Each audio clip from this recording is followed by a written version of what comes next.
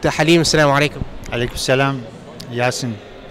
Tell us about the main findings that you've discovered about Abu Bakr Effendi. Paint for us the image of who the man and of course the legend was. Thank you, Yasin. I think I have to point out few things here about Abu Bakr Effendi, and before my research and after my research, what I try to change, of course based on Ottoman archival documents. Firstly, if you go to his ethnicity in the family he belonged, it was recorded as a Kurdish until I discovered actually he was from MJD family, and they are pure Arabic tribe like Alawis and other Sharif families. They have no any relation with Kurdish family, Kurdish tribes. Unfortunately, this politicized in Turkey, and everybody wanted to get credit from, you know, those pioneers in Islam. They start to call lots of actually Turkish or Arab scholars as Kurdish, but this also goes other way around sometimes. You know, sometimes some scholars call Kurdish scholars as Turkish, or basically this mistaken identity become kind of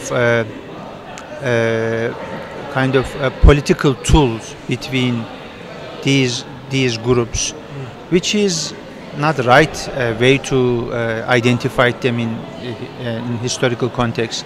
Because as historians, what we are doing, or how I go to that stage and say that Abu Bakr Effendi was not Kurdish, certainly we have to understand that firstly, make Abu Bakr Effendi Kurdish or Arab or Turkish, it's not going to change his role in history. He was a great scholar. I call him Ottoman scholar because in 19th century there was no national understanding in Ottoman Empire. Ottoman Empire never identify or label those scholars as Kurdish, Turkish or whatever. When I was working in Kep Archive, I find his the copy of his gravestone. Yes. It is written. We've been then at his graveyard, you know. In fact, you restored the tombstone as well. I did that as well, yeah, in 2013, and I checked the documents about him. There is only a particular record about his background, family background. Sayyid El-Kureyshi El-Emcedi, Müderris Molla Mevlana. Can you unpack each of them for us? Yes. Can you unpack each of them for us? Yeah. Look, Sayyid means Sayyid families. Sayyid, the great grandchildren of Prophet Muhammad sallallahu alaihi wasallam. They come from Sayyid and Sharif families. If they come from grandson of Prophet Muhammad, Hussein, we call them Sayyid.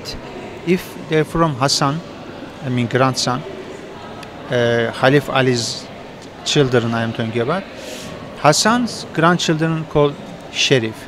Yeah. So this particular family were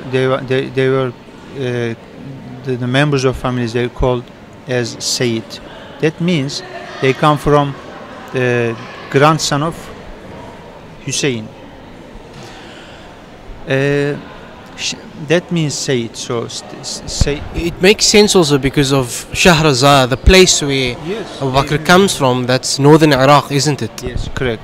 We, of course, near Karbala, near all of the places where Imam al-Hussein himself went to and was indeed martyred. Yes, right. During the actually war between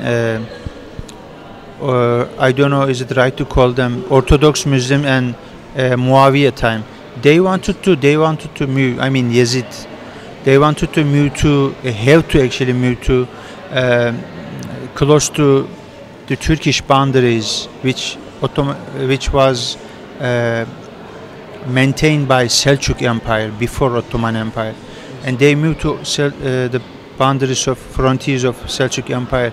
And Selçuk Empire because they knew that Selçuk Empire, they are Turkish Muslim Empire, and they also look after Sayyid and Sharif families, I mean Quraysh families. What they did, they established an institution, Islamic institution called Nakibul Eshraf. And this Nakibul Eshraf institution, they only recorded Sayyid and Sharif families. I'm talking about 12th century, 800 years ago. And of course, Iraq, Syria today, I mean Damascus, Baghdad, that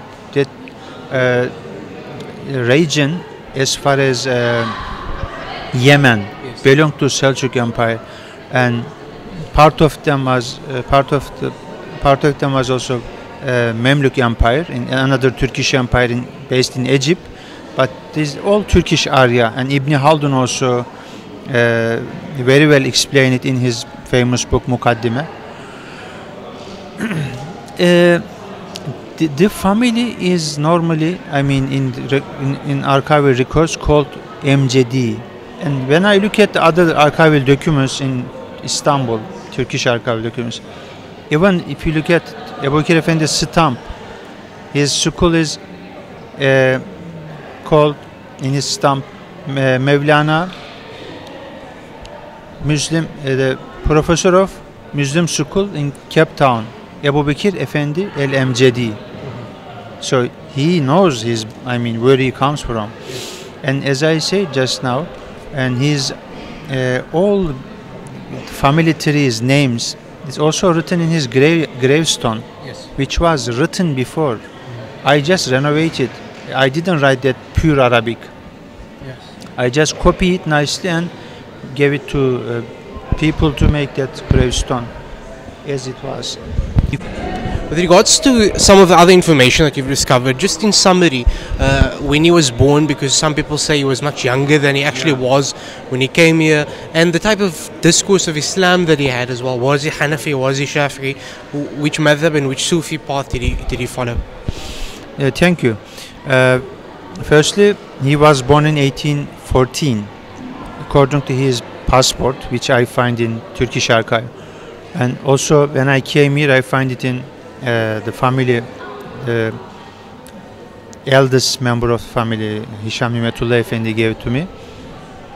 Unfortunately, before I find these things, some scholars wrote young scholar amongst Africans. They refer Abu Bakr Effendi, of course, because according to death notice, his death notice in Kep Archive, he died in his birthday was 1835. So that means when he came here, he was 28 years old man.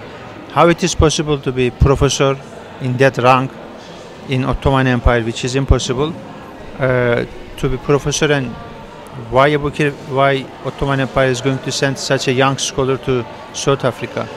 It is impossible. But of course, we prove it with our document. The most important thing. Secondly, I find when he died in 1880, 29 of June in 1880 in Cape Town, at his house, Cape Times published interesting news about him, and he said, this man, this wise Turkish man, died at his house in Berry Street and left many children behind. Gray hair man, they call him. So that means he was over 60s, 67 actually when he died. I mean, if he died young, like 40s, in his 40s, according to some other scholars recorded like that, mistakenly of course, and he wouldn't be, he have great hair. This photo that we're showing currently now, is he the man sitting on the steps, or is he the man on the chair? He is just in front of that crowd, in the middle, with black dress and with his famous Ottoman And turban. so was he Hanafi? That's wrong to call him Hanafi also, because we always, this you are asking very important questions, because when someone asks this question, we must go back to his source, what he say. Actually, many family members, they are very disturbed about this. They call him Hanafi and that kind of controversial scholar, Kurdish scholar, but the family members, they hate this kind of labels. So then why did he teach the Hanafi madhab if he knew the Shafi'i madhab, and in Cape Town that was being practiced? Because among his descendants, they still practice mainly the Hanafi madhab. Yes.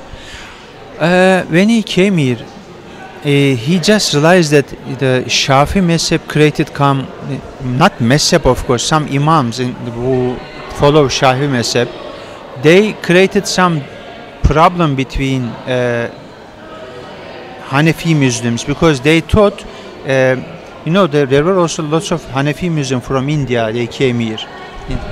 Well, it's possible, but obviously the Indian Muslims came not so long ago. The Hindu Indians had come before, but I believe it was only perhaps towards the late 19th century that the Indian Muslims had come. It's possible that they might have come a bit earlier, so the Hanafi madhab was introduced, but particularly among the Cape Malays, and I know personally descendants even of Tuan Guru was Shafi'i, and other Cape Malays who follow the Hanafi madhab, mostly.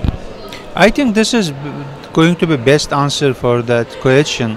Imam Tuan Guru's grandson, Abdul Rakib, he wanted to perform his salah at his mosque, Friday pray, and he couldn't gather 40 people to perform his salah with his followers.